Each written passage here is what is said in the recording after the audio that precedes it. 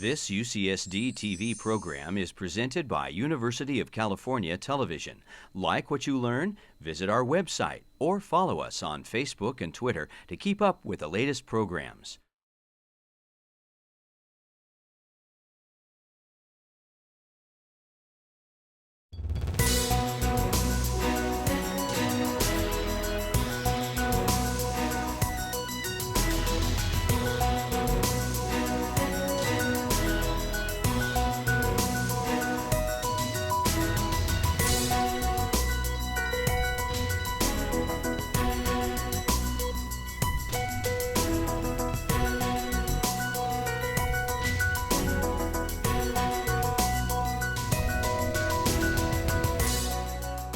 Welcome to the Osher Institute Distinguished Lecture Series.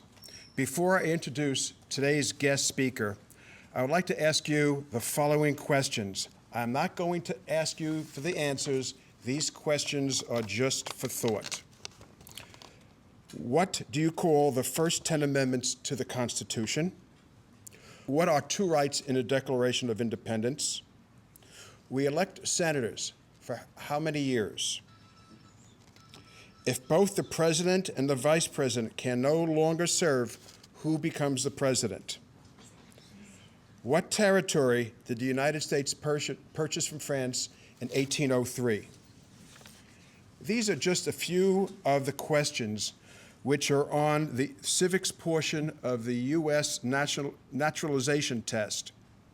1 in 3 Americans who were asked these questions in a survey failed the test.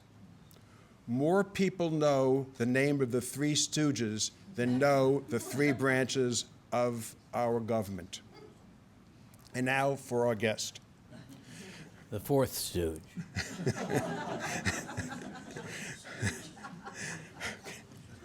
Richard Dreyfuss is an activist American citizen.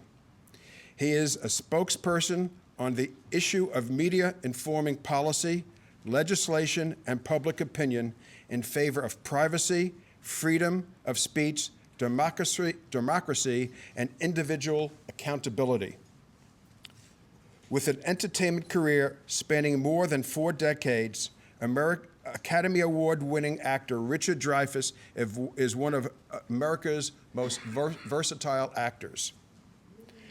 As a community leader, his current focus and passion is to encourage, revive, and enhance the teaching of civics to American students.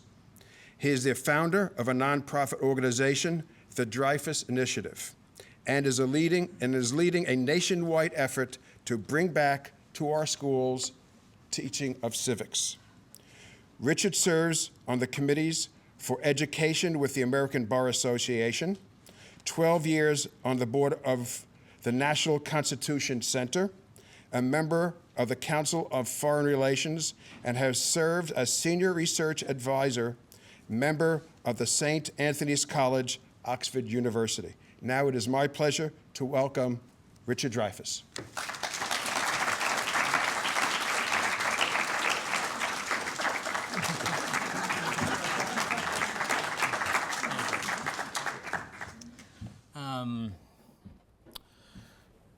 God, you're so lucky.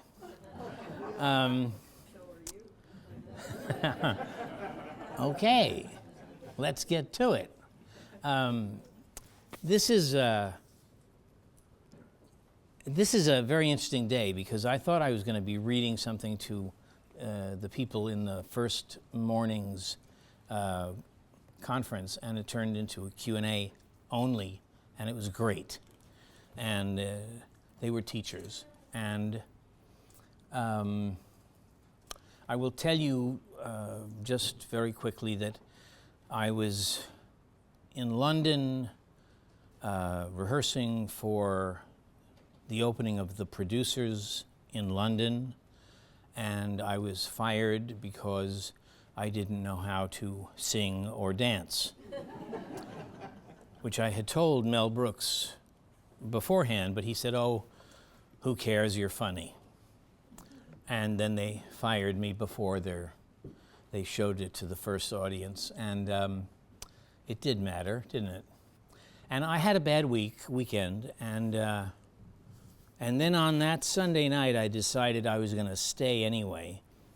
And I had, in 1987, done for ABC a show for kids called Funny You Don't Look 200. And it was about the Constitution, and I was very proud of it. And I decided to do some other broadcast. And I let Oxford, I submitted to Oxford an idea for a show, which was the biography of the concept of democracy as told by Charles Dickens. So it would be like, democracy is like David Copperfield, and he had a fragile birth and a very hostile, contemptuous childhood, and he was dismissed and scorned, and then he had a shocking victory, and he carried always the seeds of his own destruction. And while I was there, I realized that I didn't want to do that at all. I wanted to really do it, because when Horace Mann, we all had Horace Mann in some school in our school districts, right? Well, do we know why? Does anybody here know what he did? Pardon me? Well, it wasn't just education. What he said was we had to teach the people who were the majority of mankind how to be the rulers of a country. Because we were saying that the common man was sovereign and that they were the final arbiters of political power. And no one in all of history had ever asked any common man to do that. And there was no precedent for it.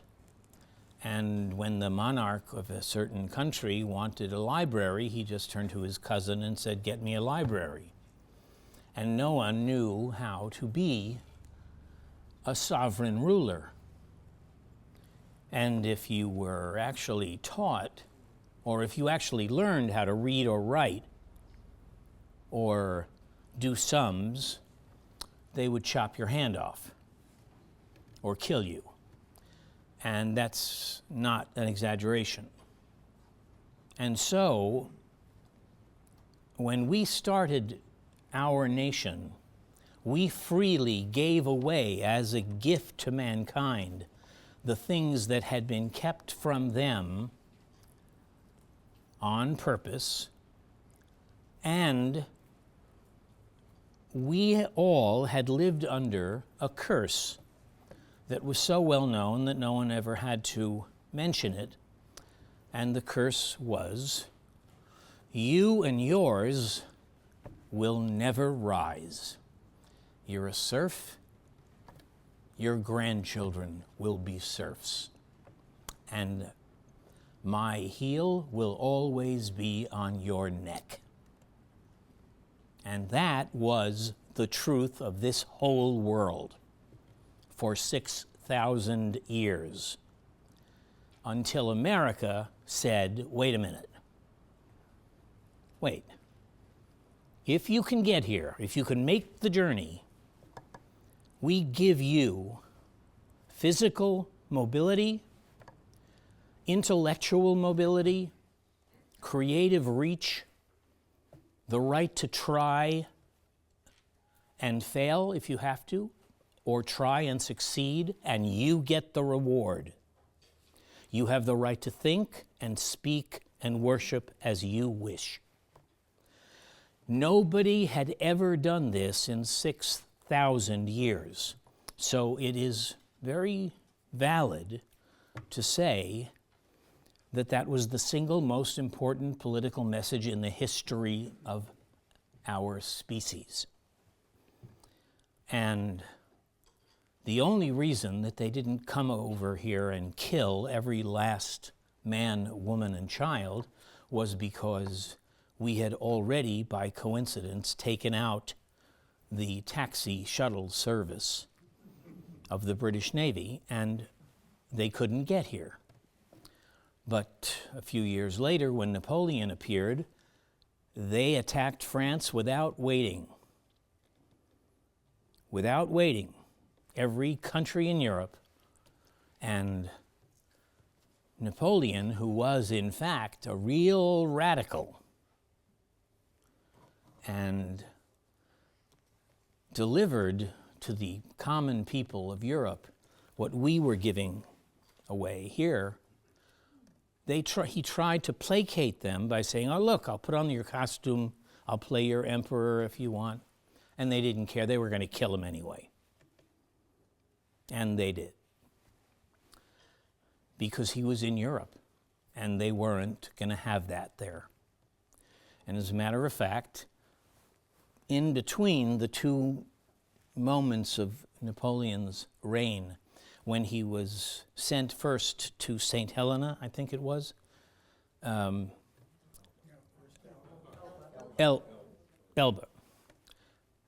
He was sent there with the trappings of an emperor. And he came back and landed in southern France. And Marshal Ney turned to the Bourbon king and said, don't worry, Your Majesty, I will see him in a cage. And then he went down to southern France and saw Napoleon standing in front of 600 French military soldiers. And he got off his horse, walked over to Napoleon, got down on his knees, kissed his hand, and never left him again. And what they were doing in Vienna while all that was going on was trying to revive the ancient regime, the old order, the way the world was and always had been. And to describe that in one sentence, it's kind of simple. In 800 years of European history, 6 or 7 people of the aristocratic class were indicted for capital crimes in 800 years. 8 people. Okay? Common people were killed every day for even looking at a loaf of bread, but aristocrats were not. And that was the old order, and that's what they were trying to bring back, and we represented something new. And it's no small thing to be the heirs of the greatest political message of intellectual freedom that has ever been devised. And I saw it going away. And so I went to Oxford and I stayed there for 4 years and came back and I started talking. I didn't know really what to do, but I knew that if I started talking to organizations and groups that I'd learn. That was 175,000 people ago. And I am very proud of what we have created here because it is the greatest tip of the hat of respect to mankind that the world has ever seen. Our Constitution and Bill of Rights and Declaration and Preamble and the Gettysburg Address. There's never been a country like ours. And we alone are kicking it into the Atlantic Ocean for no reason at all. And those of you who are of my generation know that the quality of life now compared to the quality of life then is a shameful thing. That we have allowed this extraordinary system to go to hell in a handbasket, and for reasons that make no sense. The Dreyfus Initiative, I will say, is not going to remain being called the Dreyfus Initiative, because I just can't stand that idea. At some point or another, it's going to be called the Fourth Branch. That's who we are. And there are two ways of looking at the human brain. One is that it is a storage facility for knowledge and facts. And the other is that it is a living, evolving thing of great and acute talent. And as it grows and it becomes more capable, so do we. And Buckminster Fuller said that the human brain is the single most powerful tool in the universe, but it comes without an operating manual. And that is true. So these people who started this war of independence from Great Britain and then started this new nation, they had to invent a new way of governing that was not oppressive and that was allowable, and it was something to be admired for 250 years. And we are living in that moment of time when we're watching that admiration disappear. Our initiative sees our brain as the location of a series of skill sets, of intellectual tools that allow all subjects in high school to be connected by the exercises of the utility of the mind. The brain is constantly being honed, sharpened, and made more acute. And the Agile Mind, which was what the Greeks called it, was the name given to the illustration of a brain in harmony with the physical suppleness and flexibility of an athletic body, and the real, if less visible, spirit that animated a human life in balance. That definition allows for the confident handling of anything that life throws at us, because life is not pro-American. Life is not pro-Greek, it's not pro-anything. Life is life.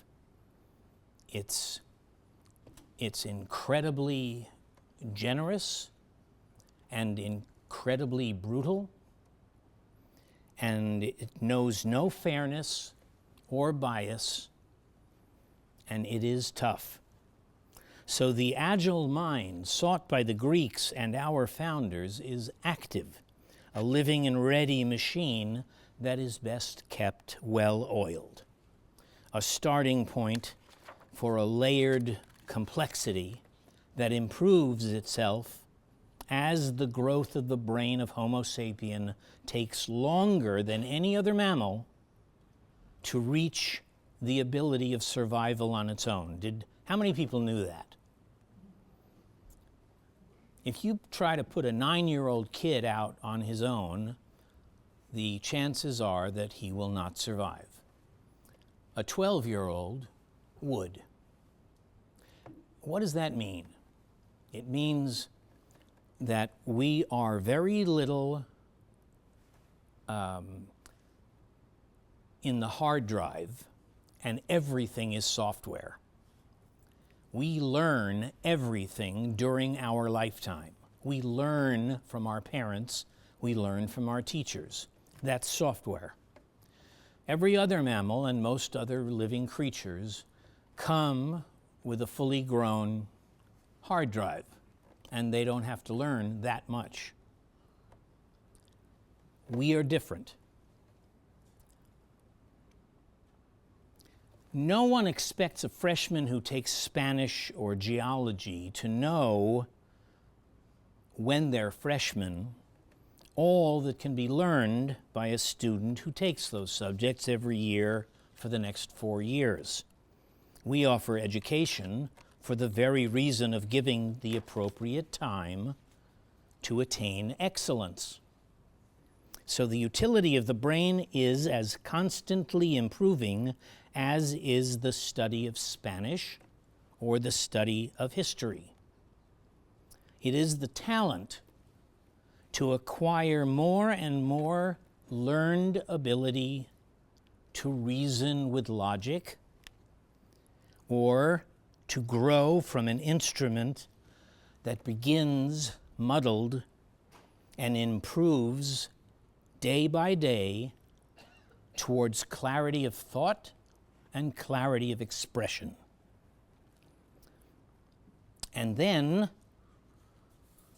just around the 11th grade, it can then learn critical analysis, which does need some emotional maturity to take on, because critical analysis is the ability to turn and look at your own mistakes. And that takes some emotional adulthood. When given freedom to explore and utilize the brain's ability to stay light on one's intellectual feet, it prepares students to acquire skills that are doubtless used by everyone, and not just memorized lists of names and dates and battles. The inarguable fact is that we will all, absolutely without a doubt, all of us need clarity of thought, while only some of us might need the Mercator map. And so our approach to the teaching of our young is already ass backwards. To ask man to rule himself is to respect man.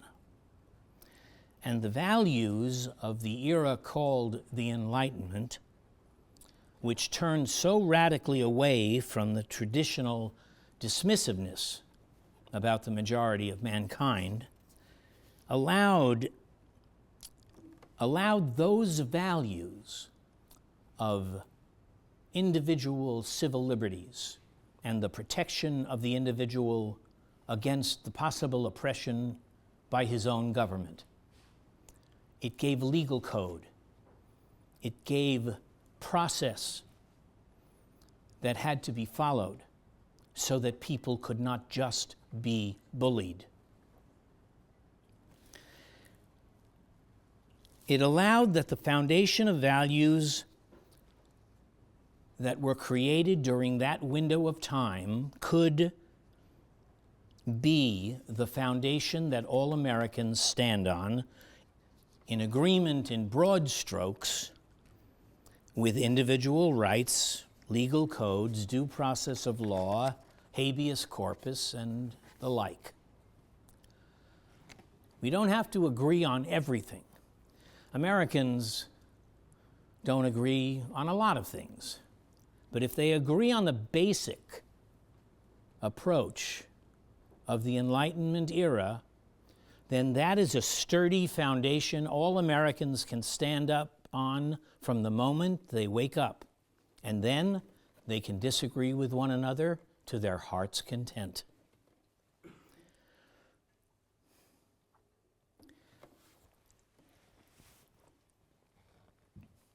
We want to hold accountable those people who commit crimes based on the perceptions of obsolete notions of who deserves to exercise power and who is not bound by those legal codes because they still believe in things like bloodline and shared ancestral religion or wealth or caste or class.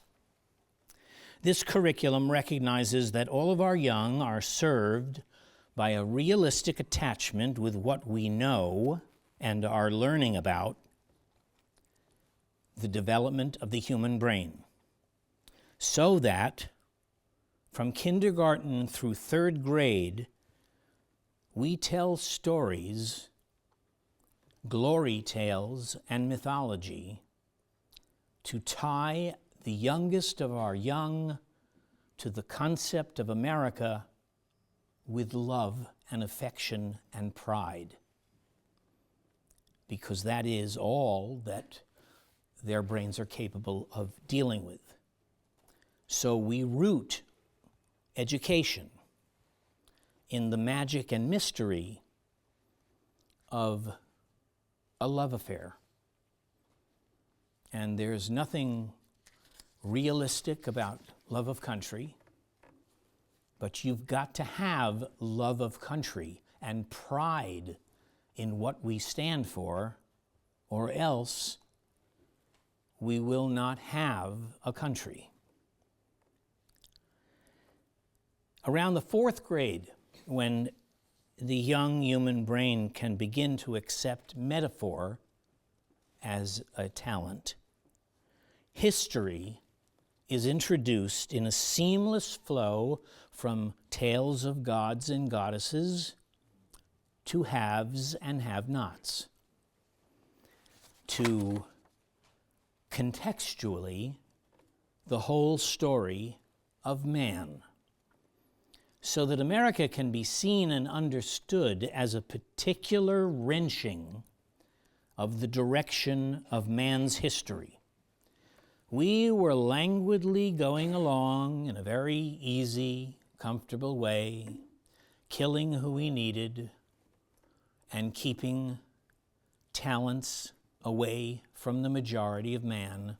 And then we took history and wrenched it into a completely different direction.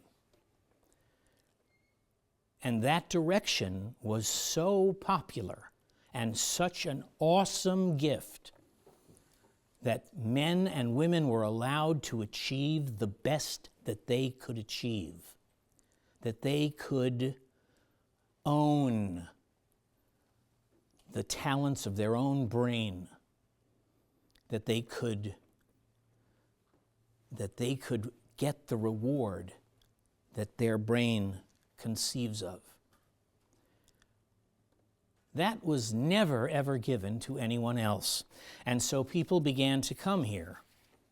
They heard about us in igloos and in Turkey and in Bora Bora, and they started to come here. And they continued to come here, and they are still coming here, and they will always come here, because we are a political miracle. And the only ones that don't know what I am talking about are our own kids, because we don't teach this anymore.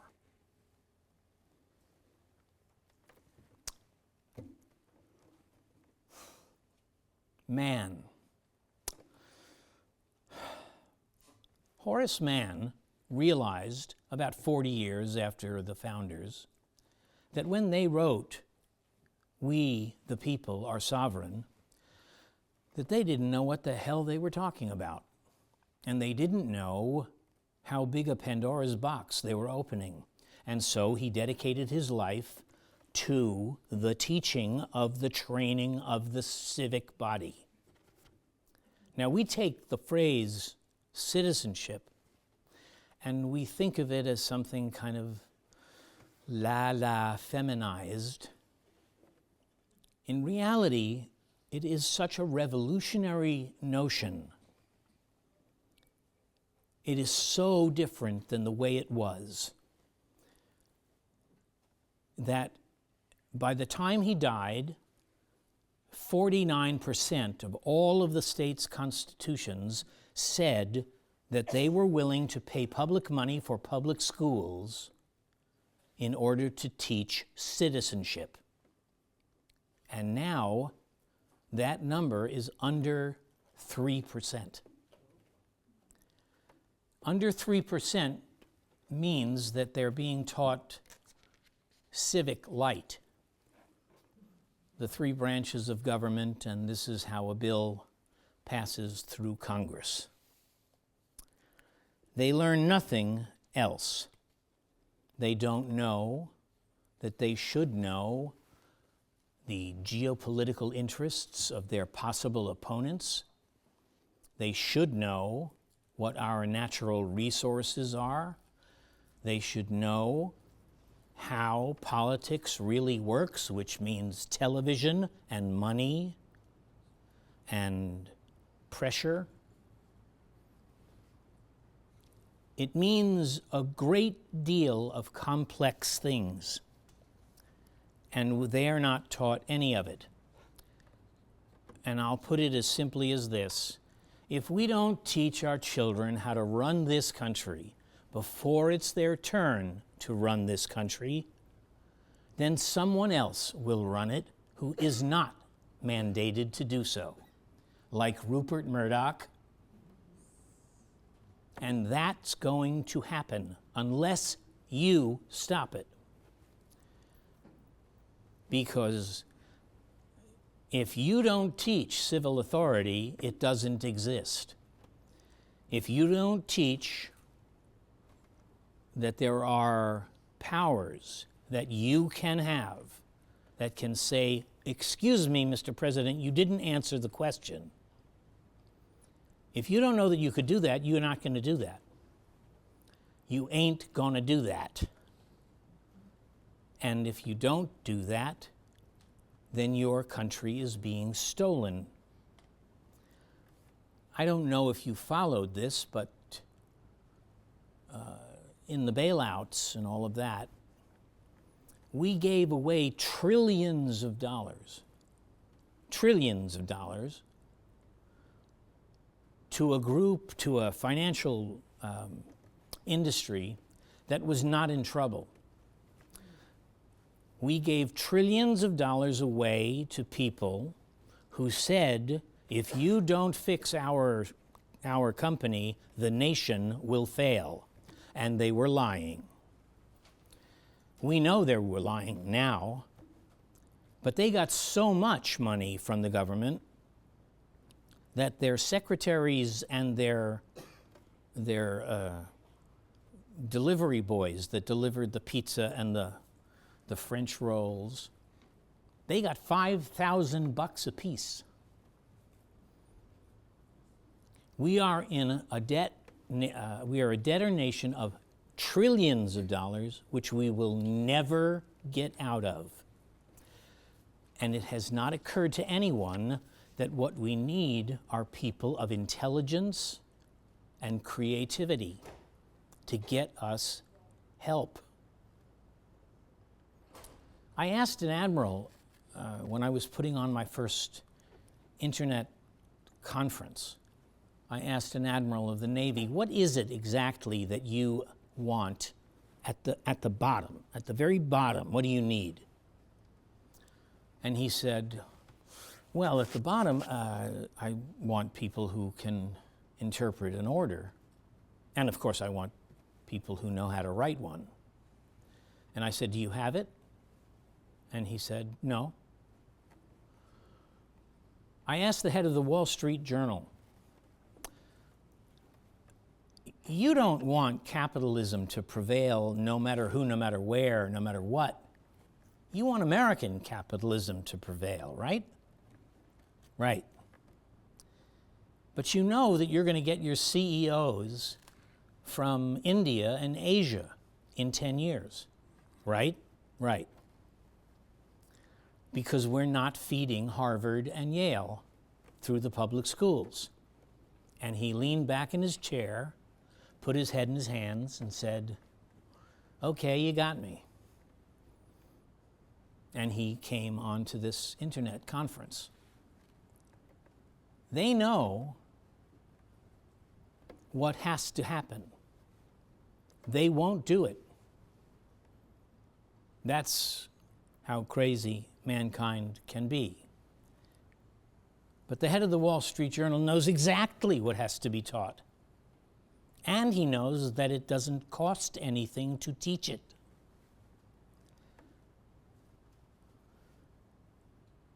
He's just not going to do it.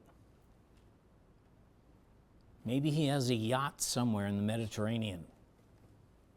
I don't know. But what I put together is this.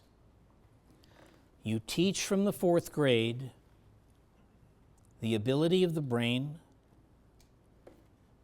to learn to reason with logic. And then you teach clarity of thought and expression. And then you teach critical analysis. And then you have kids who are smarter than you, as it is written, the world should be. America takes work. Where did we get the idea that we were given some kind of free ride here? Where did we get that idea? Where did we get the idea that we are being the victims of theft if we have to pay too much in taxes when we pay less taxes than any other industrial country in the world? And George Washington said one thing. I have to tell you that my respect for George Washington has gone way up, and my disrespect for Thomas Jefferson has gone way down in my learning all this. Washington said that the Constitution should always be the central political point of this nation, not political parties, because all they are lobbyists for special interests. What do we have? We have political parties being central and the Constitution being marginal.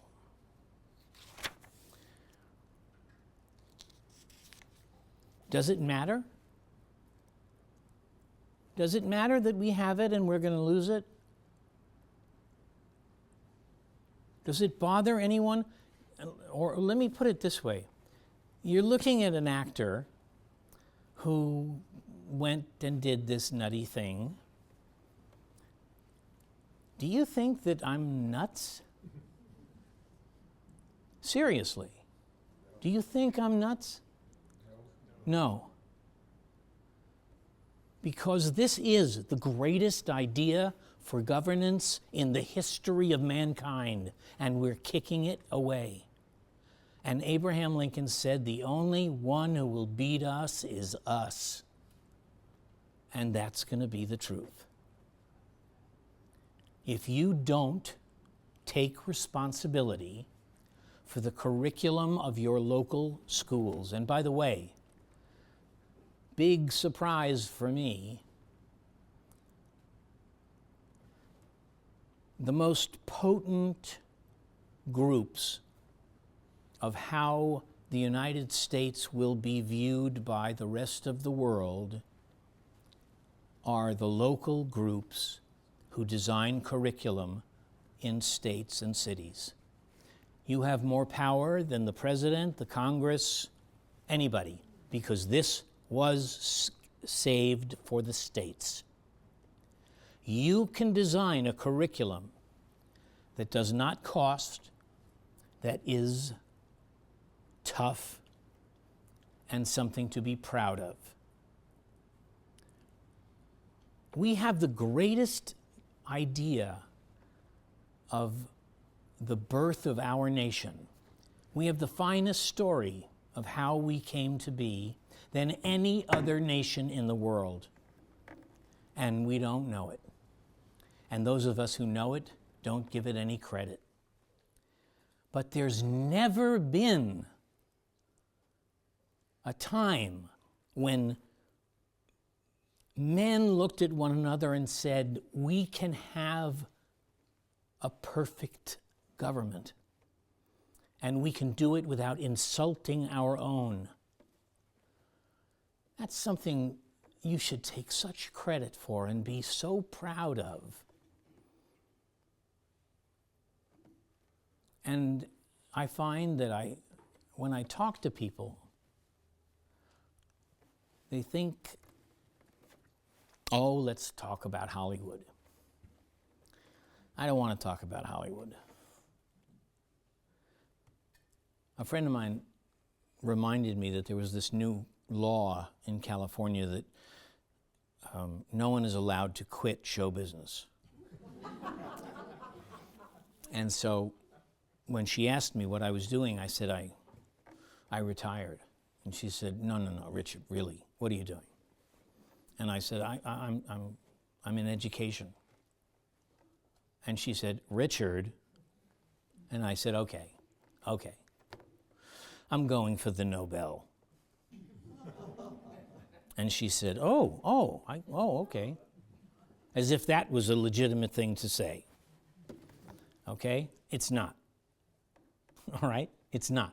What is legitimate to say is, how can we as citizens of the country behave as citizens and do better?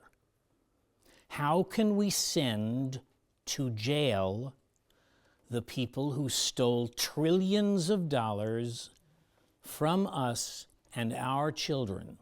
How do we send them to jail? Does anyone want to? Yes. Wow, that's the first yes I've heard. Good, because you can. You can send them to jail, send them up the river. You know? Did you know that when you open up a newspaper today, it doesn't matter what city, you will see story after story of office holders who have committed crimes or CEOs who have committed crimes or companies or other companies. And they've all committed crimes, and some of them have killed people. You don't see anyone with a story that says, we're holding those people accountable, we're indicting them, we're prosecuting them, and we're sending them up the river. This is a two-way street, this representational democracy of ours. And if only one way is working, if only those who have can dip into the well and take more because they know that no one's going to stop them, it's going to be your fault, and then your children will say something to you that they never have said before. And that is, how could you have abandoned us like this? Because we're not teaching our children anything. We really aren't. We're not teaching them how to sew or cook or build a chair or balance a checkbook. We're not teaching any of that. And we have to. Because if we don't, they're going to take every dime you have. We have, some couple of years ago, banks that admitted they were illegally foreclosing on our homes. Remember? And they admitted that because they knew that no one was going to say, return them. And no one did. They have calibrated how ignorant they have made us. Why don't we shock them and take this country back? They illegally took our homes. They said they did it. They didn't return them. They took so many of them they don't even know where to put them. And no one is getting pissed off. No one is getting outraged, except maybe Mitt Romney. No, he's not getting pissed off. No, he's still rich.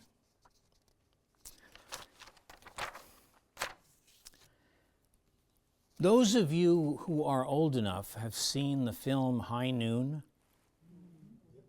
Anyone here not see High Noon? You know what it is? It's a shootout, isn't it? A Western shootout? Yeah, kind of, yeah. It's, Gary Cooper plays the sheriff, and on the day of his wedding, he receives news that the man he put in prison is out and coming to kill him with a bunch of men. And to his surprise, everyone in town abandons him, and he's forced to face his enemy alone. That sounds awfully like this country right now, except for one thing. In this country, when we abandon Gary Cooper to be killed, we applaud those who will do the killing. I'm an actor, and I'm very proud of my acting. I'm very proud of my work, because acting is an art form that reflects back the truth of its society. And when you realize that all we do now is make sequel after sequel after sequel of vampire movies and werewolf movies masquerading as teenage angst, when you see that that's all we're making, you realize they don't know any better. And so one day, the story of America will be an anecdote. It'll be a little tale that we tell our children, and they will snicker because they'll never believe it. And why should they?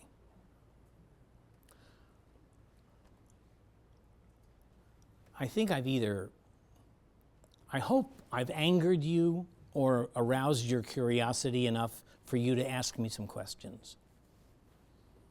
Does anyone have any questions for me? Yesterday, I listened to a talk about Al Gore. The person who was speaking was very angry about the lost election and the hanging chads and what happened in Florida, and felt that Al Gore did not have the right to capitulate once the Supreme Court weighed in and said it was not a stolen election. How do you feel about that? I feel that Al Gore has the right to do whatever he wants. And if the Pope resigned...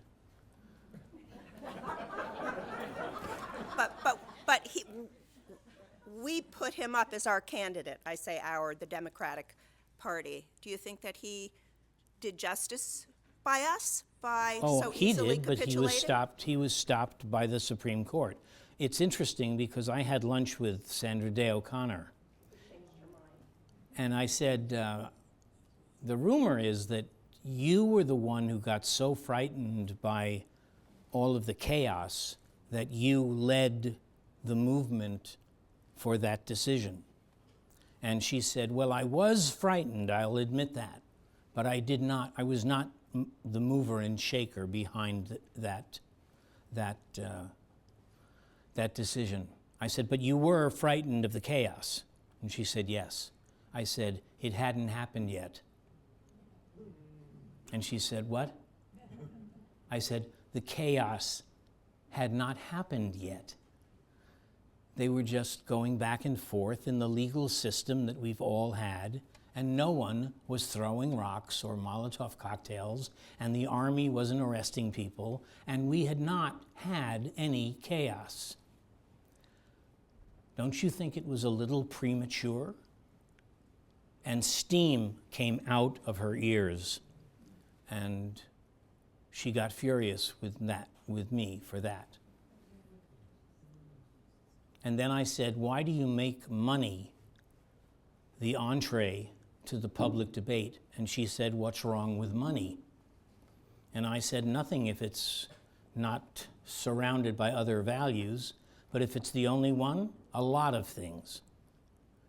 And steam came out of her ears again. I think maybe she's on Game of Thrones. I think we're all aware of the problems of the curriculum where we have to teach STEM subjects because we're lagging behind the world. And you have certainly said we're lagging behind in perhaps more important subjects.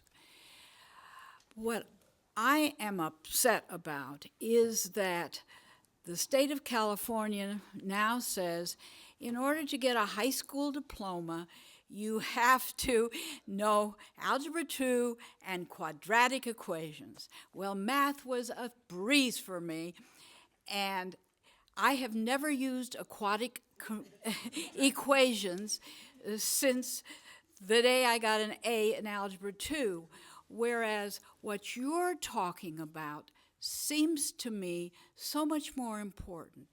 How do you feel about the requirement? And there's a very interesting article in today's paper about it. Actually, this is exactly what happened to me.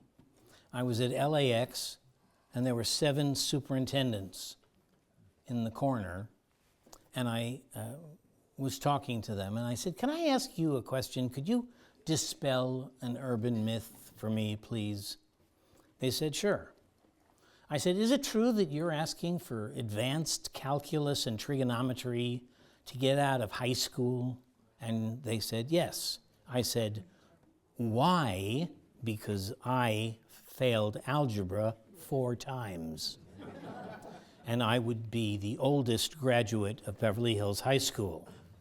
So one of them said, well, there are certain technologies that are so complex. And I said, and when the Malaysian dictator offers an American high school graduate 7 times his starting salary, what keeps him here? And they looked at each other, and one of them said, I don't know. What? And I said, love of country, love of the ideals of this nation. That's what. And on my mother's life, one of them turned to the other and said, I think we've made a mistake. And what that said to me was, keep going, keep trying. You'll get something across. You'll win one of these arguments one of these days. And I think they're insane. I think that this whole notion of us being behind in science and math does not take into consideration that they are behind in ethics and values. And that's what they need. And that's what we need.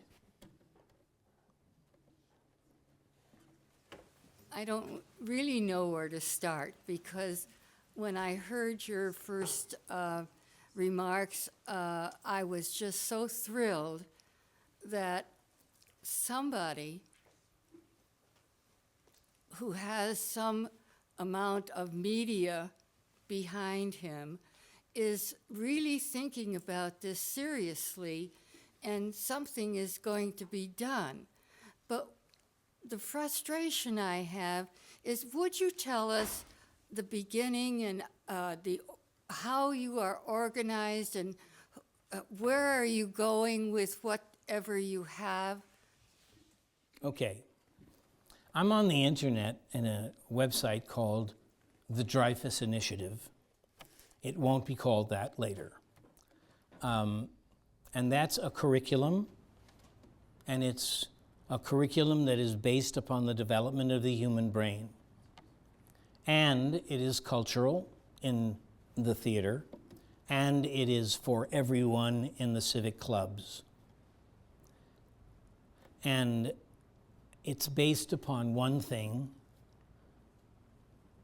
I love America, the way they taught it in the 5th grade.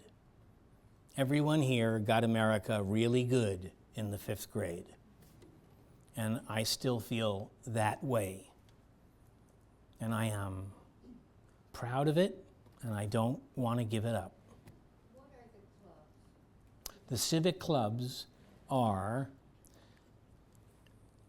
in community centers or parks near high schools, but not on the high school, because then the clubs would be obligated to use No Child Left Behind, which is the worst piece of legislation ever. These clubs are simply places where people who like to talk about history can come and talk about history.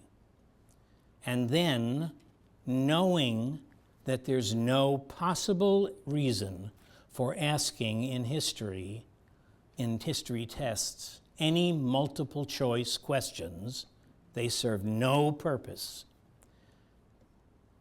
You can ask, are you getting any themes? Are you seeing any connections between then and now? Are you seeing something then that could possibly be put to use now?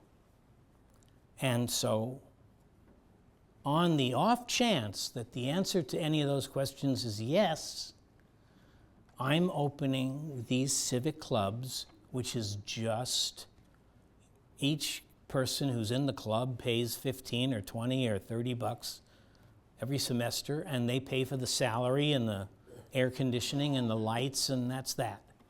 And then you can talk history. And for every opinion that you've ever heard of about this history, there are 17 others. And then you have the fun of discovering the splendid pleasure of learning for learning's sake. No tests, none of that. Just wow.